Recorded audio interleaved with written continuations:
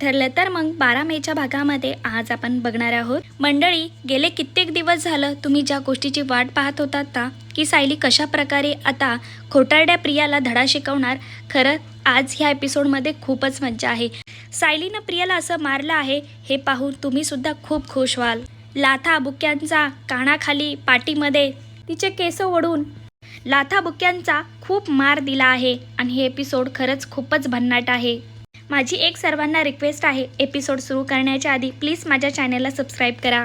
प्रियाचे सर्व कारस्थान ऐकता सर्वजण हात धुवून घेतात तर नाटकी प्रिया सर्वांसमोर हसते आणि सर्वांना म्हणते, हो मी केलं नाटक, मी उडवले तुमचे पैसे, मी पैशासाठीच या घरामध्ये आले होते, ही खरी गोष्ट आहे।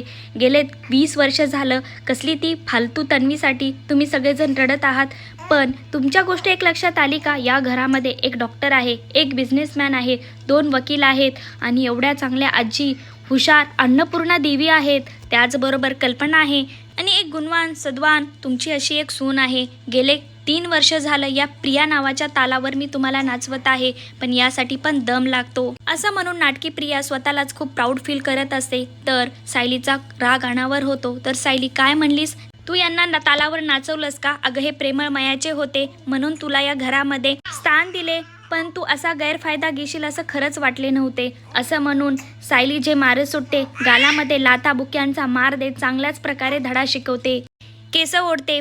तू एकदा मयानी जरी एकदा यांना सॉरी म्हटलं असतेस, मनातून माफी मागितली असती तर यांनी माफ सुद्धा केले असते, पण खरंच तू दाखवून दिलेस आज निर्दयी शब्द हा सुद्धा तुझ्या समोर लाजवेल अशी तू वागली आहेस। तू कुणाचीच होऊ शकली नाही त्या आईवडिलांची, मधुभाऊंकडे आलीस, मधुभाऊंची पण तू होऊ शकली नाहीस। अगं देवासमोरचे पैसे चोरतेस, तुला लाज वाटत नाही का? सायली तिचे केस ओढते, सगळ्यांसमोर तिला खूप मारते, अक्षरशः सायलीने एवढं मारलेले असते की ती स्वतः दमून जाते, पण प्रियाला मात्र अक्कल ठिकाण्यावर तिची आलेली नसते। घरचे सुद्धा सायलीला प्रियाला मारण्यासाठी खूप सपोर्ट करत असतात, कारण प्रियांचा सर्वांचा छळ केलेला असतो आणि सर्वात जास्त छळ केलेला असतो तो सायलीचा, आणि सायलीला आता हे पटलेले असते ही खरी तन्वी नाही, त्यामुळे या सुभेदारांचा आणि किल्लेदारांचा या तन्वीशी काही संबंध नाही।